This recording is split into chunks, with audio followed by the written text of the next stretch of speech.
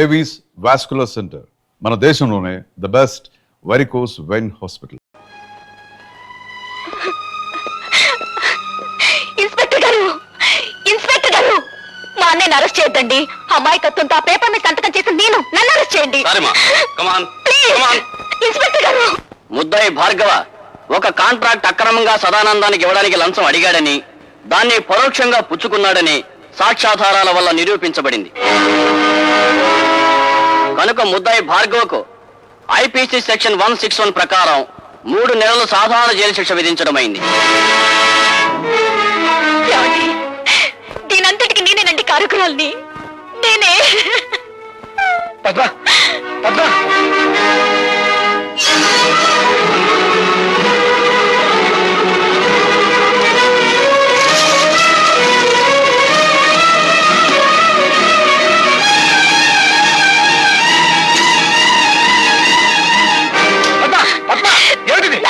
నన్ను చావనివ్వండి.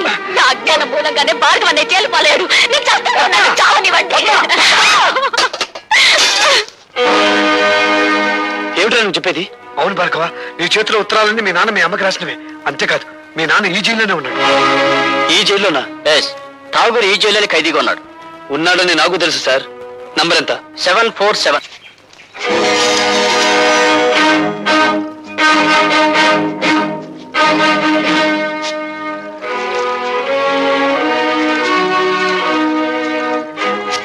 వీడి చేతికి ఉత్తరాలు ఎలా వచ్చాయా అని ఆలోచిస్తున్నావా? ఆ ఉత్తరాలు అందుకున్నావిడ నీకు భార్య, నాకు అమ్మ. అంటే నువ్వు భార్గవా నా కొడుకు అన్నమాట. నేను నీకు కొడుకునని చెప్పలేదే. ఆవిడ నాకు అమ్మ అని చెప్పాను. నేను జైలుకొచ్చాను అన్న నిందే నీ చేత నన్ను నాన్న అని పిలవనివ్వకపోతే ఇప్పుడు నువ్వు జైలుకొచ్చావు కదా బాబు. వచ్చాను. ఎందుకని? నీకు వారసుండి కనుక. అంటే నువ్వు హత్యలు చేయడంలో కాదులే, సంఖ్యలు వేయించుకోవడంలో మాత్రమే నీకు వారసుండి. నువ్వు చేసిన తప్పుడు పనికి నా తల్లి జీవితాంతం నరకయాతన అనుభవించింది. అనుక్షణం తను ఆవేదన అనుభవించిన నిన్ను పల్లెత్తు మాట అనివ్వలేదు. ఆ బాధని గుండెల్లో దాచుకుని దాన్ని మహమ్మారి జబ్బుగా మార్చుకుని చివరికి ప్రాణాలు పోగొట్టుకుంది. పార్వతి, కన్నీళ్లు పెట్టడానికి ప్రయత్నించకు. నా తల్లిని దగా చేసిన వాడి ప్రాణాలు తీసే అవకాశం వస్తుందో రాదో అని ఇన్నాళ్ళు అనుకున్నాను. వచ్చింది. నేను ఈ జైల్లో ఉండే 3 నెలల్లో ఏదో ఒక రోజు మా అమ్మ ఆత్మకు శాంతి కలిగిస్తాను. నీకు తల కొరివి పెట్టి కాదు, నీ తల నరికి. Good morning. Good morning. Good morning. Good morning. Good morning. ఏమిటి విచిత్రం? సూర్యుడు తూర్పు దిక్కులో ఉదయించాడు. నేను కాల్గేట్ పేస్తోనే పళ్ళు తోకున్నాను. అలవాటు ప్రకారం పెన్ను జారి పడాల్సిన చోటే పడింది. కానీ ఏదో మిస్సు కొట్టింది. మీరా ఇక్కడ ఇలా? ప్రతి అడ్డమైన విధవ ఏదో ఊడిపడిందని జారి పడిందని సరిగ్గా ఇక్కడే జారి పడుతున్నాడు. అందుకే సెటప్ మార్చాను. నాకు ఒళ్ళు మండిందంటే అడ్డు కూడా గట్టించి పారేస్తాను. లైలా,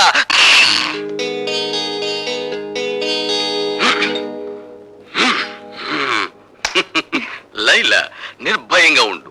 ఇక నుండి ఇక్కడ పెన్సిళ్ళు పెన్నులు ఏవి జారిపడ. అమలత, వేయించావుగా శిక్ష. ఇప్పుడు ఓదార్చడానికి వచ్చావా? నన్నెవరూ ఓదార్చక్కర్లేదు. వెళ్ళండి. చూడమ్మా, పోలీస్ ఆఫీసర్ గా నా డ్యూటీ నేను చేయక తప్పలేదు. అంతకు మించి అతనంటే నాకు వ్యక్తిగతమైన ద్వేషమేం లేదు. పోలీస్ మనుషులు కదా, నా కన్నీళ్లు తుడవడానికి ఏదో ఒకటి చెప్తావు. బేబీ, నీకు మనసు బాగుండకపోతే చెక్కు బుక్ మీద సంతకం చేసి ఇస్తాను. నీ ఇష్టం వచ్చిన చోటుకి వెళ్ళి విశ్రాంతి తీసుకోమ్మా. డాడీ, నేను లేకపోతే ఒక క్షణం కూడా ఉండాలని చెప్పే మీరు కూడా నన్ను పంపించాలని చూస్తున్నారా? అవునమ్మా, నేను ఎదురు చూసేది ఎప్పుడూ నవ్వుతూ ఉండే కూతురి కోసం. అంతేగాని నువ్వు ఒక్క క్షణం కన్నీరు పెట్టుకున్నా నేను ఓర్చుకోలేనమ్మా. అయినా అతనికి శిక్ష పడిపోయిన తర్వాత మనం ఇప్పుడు ఏమీ చేయలేం కదా. భార్గవ్కి 3 నెలలు శిక్ష పడినందుకు కాదు నేను బాధపడేది. రేపు అతను విడుదలై వస్తే అందరూ అతను ఒక ఖైదీలా చూస్తారు. అవినీతి పరుడని ఎగతాళి చేస్తారు. చూడమ్మా, అదే నీ బాధ అయితే అతను విడుదలైన తర్వాత సమాజం అతనికి అవినీతి పరుడు అని పేరు పెట్టకముందే నేనే ఒక కొత్త పేరు పెడతాను. ఏమిటిది? చీఫ్ ఇంజనీర్ గారి అల్లుడు అని. అవునమ్మా. Thank you daddy.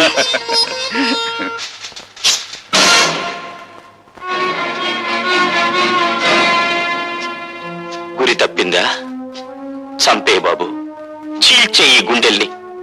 పున్నామ నరకం నుంచి కాదు, ఈ కుళ్ళు సంఘం నుంచి నాకు విముక్తి ప్రసాదించు. ఆలోచిస్తున్నావా బాబు?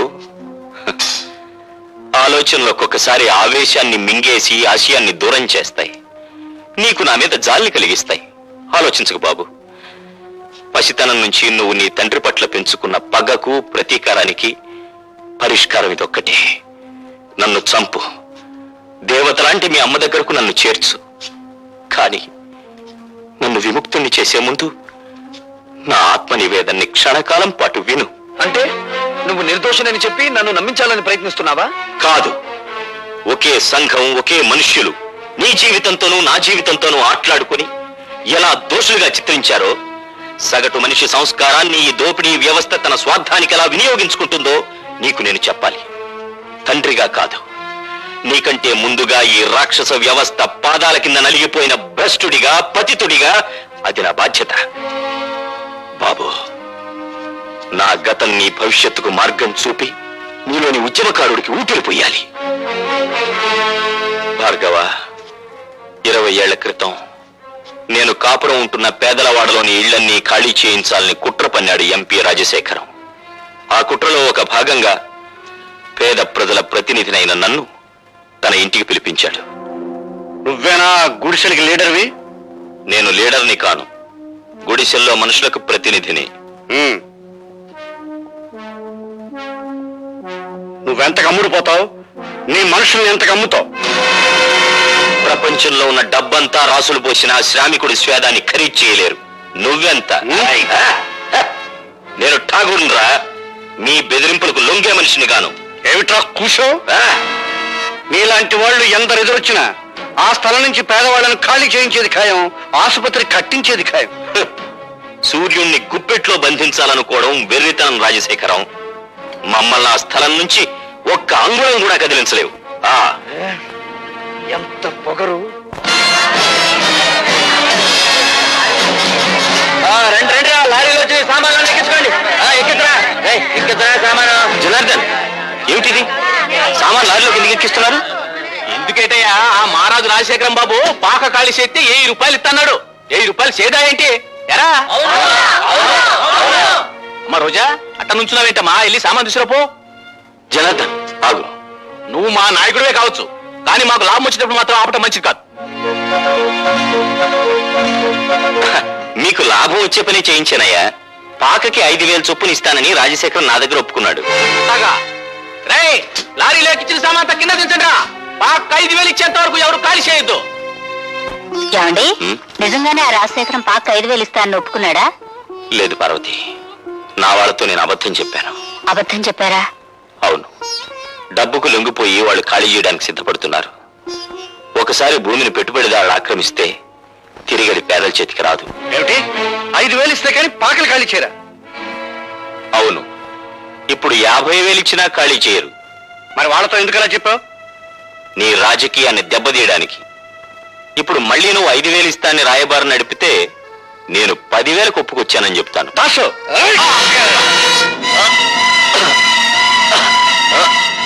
వీడిని మర్డర్ చేసి కాలంలో పారేనా? ఎందుకురా అనవసరమైన కేసు? వీడిని గోని సంచిలో చుట్టి గూడ్స్ బండిలో ఎక్కించు. 3 రోజుల తర్వాత వెనక్కి వచ్చేసరికి ఆ పాకల స్థానంలో మన ఆసుపత్రి పునాదులు ఉంటాయి. ఎలా జనార్దన్, సామాన్ లారీలకు ఎక్కించలేదా? డబ్బు ఉందే అటాక్ ఇచ్చమంటారు.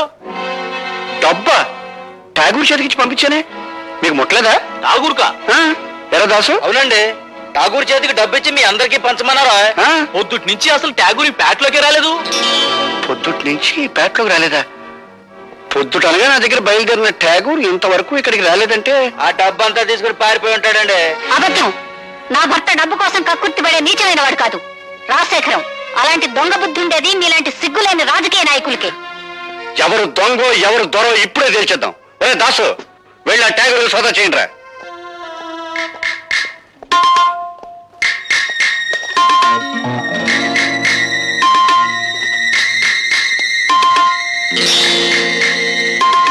ఇదిగోనండి డబ్బు.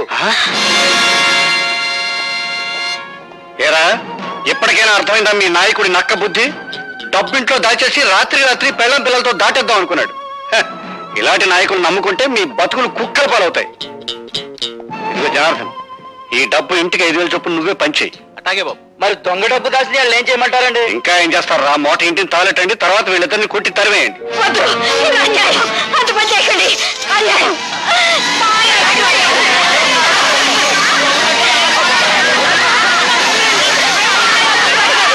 నేను స్పృహలోకి వచ్చేసరికి ఊరు దాటిపోయానని గ్రహించాను. అక్కడి నుంచి తప్పించుకుని మా వాడలోకి వచ్చాను. అంతా నిర్మానుష్యంగా ఉంది. రాజశేఖరం కోసం గాలించాను. వాడు రాజధాని వెళ్ళాడని తెలిసి వాడిని వెతుక్కుంటూ వెళ్ళాను. ఏటి బాబు మీరనేది? అవును జనార్దన్, నువ్వు నీ బిడ్డ నా ఇంట్లో హాయిగా ఉండొచ్చు. ఇది సిటీలో నా గెస్ట్ హౌస్.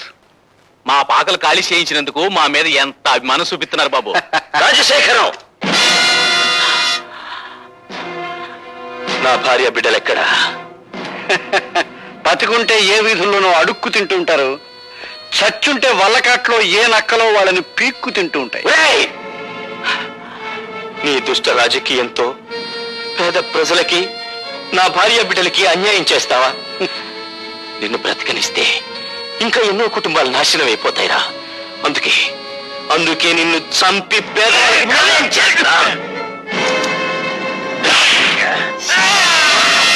దాసు, వాడిని పట్టుకో, పోలీసులు ఫోన్ చేస్తాను. ఆ విధంగా నేను హంతకున్నయ్యాను. ఆ కత్తితో రాజశేఖరాన్ని చంపగలిగి ఉంటే ఈ రోజున సగర్వంగా నేను హంతకుణ్ణి, నేరస్తూ నేను ఒప్పుకునేవాణ్ణి. కానీ నా మూలంగా జనార్దన్ చనిపోయాడు. అతని కూతురు అనాథ అయింది బాబు. నాన్న,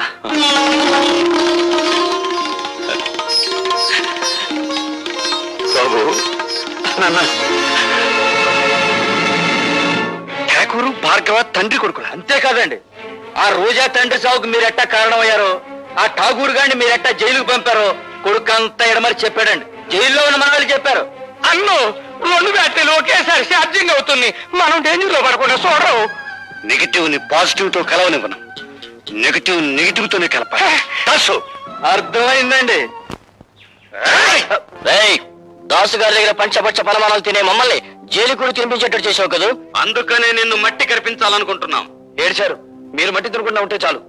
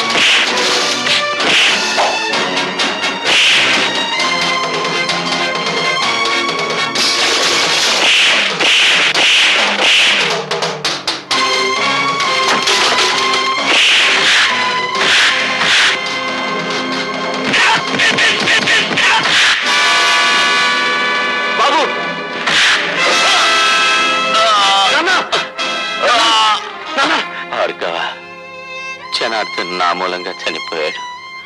నా పాపానికి అతని కూతురు అనాథ అయింది. ఆ అమ్మాయి ఎక్కడుందో వెతికి తెలుసుకుని నేను చేసిన తప్పుని సరిదిద్ది ఆ పిల్లకు దారి చూపిస్తానని నాకు మాట ఉన్నాయనా. అలాగే నాన్న.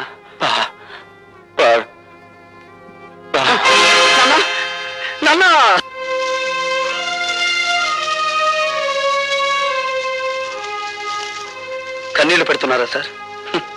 ఊరుకోటి సార్. పోలీసులు కన్నీళ్లు పెడితే ప్రజలు నవ్వుతారు. ఇదే శ్మశానంలో ఒకప్పుడు అన్యాయంగా చంపబడ్డ నా తల్లి శవానికి దాన సంస్కారాలు చేశాను. ఇప్పుడు ఇదే శ్మశానంలో దారుణంగా చంపబడ్డ నా తండ్రి చితికి నిప్పంటించాను. ఈ అన్యాయాలు ఇలా సాగిపోతూనే ఉంటాయి. అయినా మా రోదన మీకు వినిపించదు, మా ఆవేదన మీకు కనిపించదు. బట్ మిస్టర్ డీసీపీ, ఇప్పుడు కన్నీళ్లు పెడుతున్న ఈ భార్గవ జైలు బయటకు వచ్చేసరికి భార్గవ రాముడవుతాడు. 21 సార్లు క్షత్రియ సంహారం కోసం గొడ్డలిని వీర విహారం చేయించిన పరశురాముడవుతాడు. నో మిస్టర్ భార్గవ, తల్లిని తండ్రిని పోగొట్టుకున్న నీ ఆవేదనను నేను అర్థం చేసుకోగలను. కానీ ఆవేశంలో తీవ్రమైన నిర్ణయాలు తీసుకోవద్దు. నాకు నీతులు చెప్పద్దు. అన్యాయంగా బలైపోయిన వంశానికి వారసుని నేను. అన్యాయాలు నిస్సహాయంగా చూస్తూ నిలబడే రక్షక బట్టల వంశానికి మీరు వారసులు. నాది కష్టాల వంశం, మీది కాకి బట్టల వంశం. దయచేసి నన్ను ఓదార్చడానికి ప్రయత్నించకండి. భార్గవ్ కేసు ఏమైంది? ఏమిటి అంత ఇంట్రెస్ట్? ఒకసారి ఇంటికి పంపావు కదా. నువ్వేం తెప్పడక్కర్లేదు. నేను చిన్నప్పటి నుంచి పెంచాను కనుక నెలకు 10,000 రూపాయలు ఇస్తున్నాను. నాకు అవసరమైన వాళ్ళ దగ్గర నేను పంపిస్తాను. నేను ముట్టుకున్నానా? కూతురులా పెంచావు, నన్ను ముట్టుకుంటే నీ కళ్ళు పోవా? ఒప్పుకున్నావు కదా కూతురు లాగా పెంచానని. కూతురు దగ్గరకు కూడా ఇలాగే పంపిస్తావా? ఏ కోపం వచ్చిందా? పారాయి మనిషి కన్న తన్ననేగా నన్ను పావులా వాడుతున్నావు. నీ బిడ్డలిద్దరూ విదేశాల్లో పై చదువులు చదువుకోవాలి. నేను మాత్రం నీ పని చేసి పెట్టడం కోసం పోలీస్ అధికారులకు, ప్రభుత్వ అధికారులకు బానిసలవ్వాలి. అంతేగా? ఏమిటి నోటికొచ్చినట్టు పేలుతున్నావు? ఆ రోజు నా చేతుల్లో నీ బాబు చచ్చాడన్న సానుభూతితో నిన్ను చారదీశాను, కానీ లేకపోతే నువ్వేమైదానవే? ఏ గంగలోనూ మునిగి చచ్చేదాన్ని. ఆహా, చూస్తూ ఉంటే నీలో ఏదో చాలా గొప్ప మార్పు వచ్చిందే. ఎవడి ప్రేమలోనే పడ్డావా, లేకపోతే ఎక్స్పర్ట్ వాడి వల్ల పడ్డావా? ఒక మహానుభావుడు నా కళ్ళు తెరిపించాడా. ఆ మహానుభావుడు పేరు భార్గవేనా? అవును. అన్యాయంగా ఆ మనిషిని మీరు జైలు పాలు చేశారు. పిచ్చి పిచ్చి వేషాలు వేయకు. నా పేరేం రాజరాజ నరేంద్రుడు కాదు, సారంగధర చరిత్రను తిప్పి రాయించడానికి. ఏరా, దాన్ని కంటికి రెప్పలా కనిపెట్టుకుంటారా అంటే ఆ భార్గవ గడి మీద మనసు పెట్టుకుంటా. నాకు ఎందుకో చెప్పలేదు నిన్ను.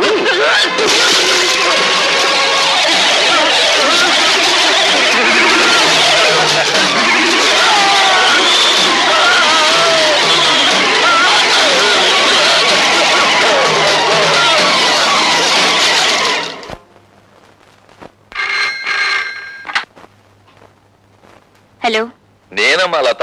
ఏడు బాబాయ్? నీకు గుడ్ న్యూస్. భార్గవ ఈవేళ విడుదలవుతున్నాడు.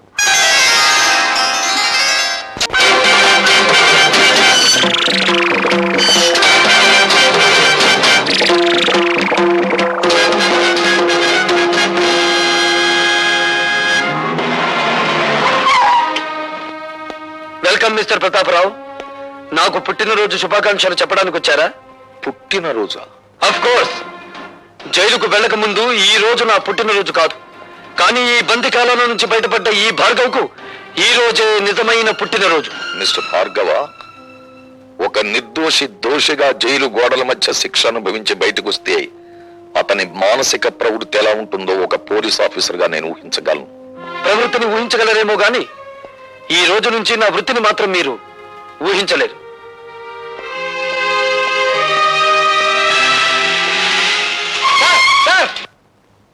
Sir, good morning sir. ఈ రోజే కదా మా భార్గవ్ రిలీజ్ అయింది. భార్గవ రిలీజ్ అయి వెళ్లిపోవడం కూడా జరిగింది.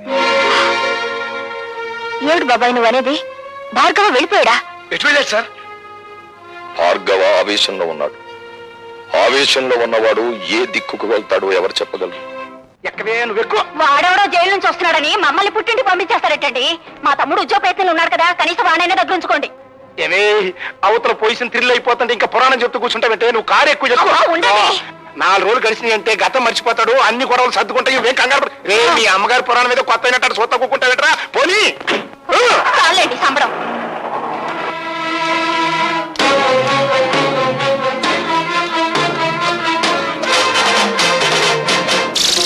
అందరినీ పంపించేశావా?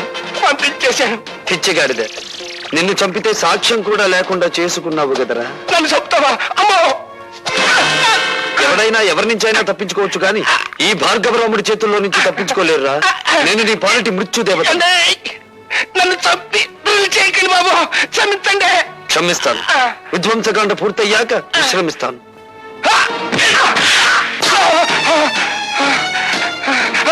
ఈ పిచ్చ కదరా నీ దగ్గర లంచంగా తీసుకున్నానన్నావు. ఈ విషయం వీసీఆర్ టీవీలే కదరా నాకు లంచంగా ఇచ్చానని చెప్పావు. ఈసారి కదరా నేను అవినీతితో తీసుకున్నానన్నావు.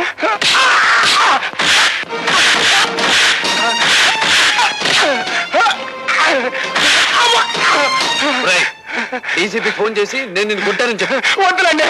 చెప్పింది చెయ్యి. ఆగండి బాబు.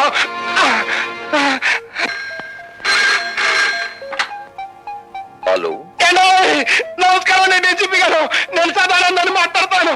ఆ భార్గవ్ గారు నా ఇంటి మీద పడి నన్ను తుక్కురాడండి. షటప్.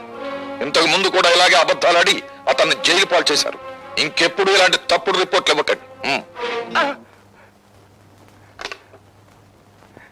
ఏమన్నాడు? నమ్మట్లేదండి. కరెక్ట్. నమ్మడు కాబట్టే ప్రతిరోజు వచ్చి నిన్ను తని పెడతాను. అయ్య బాబాయ్, రోజున. అవును. వినపెడితే